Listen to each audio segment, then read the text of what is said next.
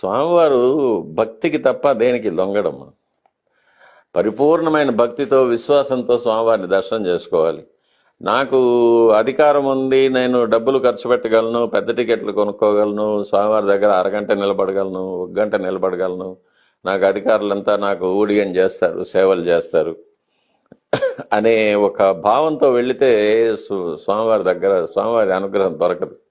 సామాన్య భక్తుడు కూడా మిగతా అన్నిటినీ మర్చిపోయి స్వామివారిని ఒక్క క్షణం చూస్తే చాలని ఆ క్యూ లైన్లో హింసలన్నీ పడుతూ నీళ్లు లేకుండా, ఆహారం లేకుండా, ఈ కొద్దిగా కూడబెట్టుకున్న డబ్బులతో బస్సు టికెట్లు కొనుక్కొని వచ్చి ఆ స్వామివారి దర్శనం చేసుకుంటాడు చూడండి.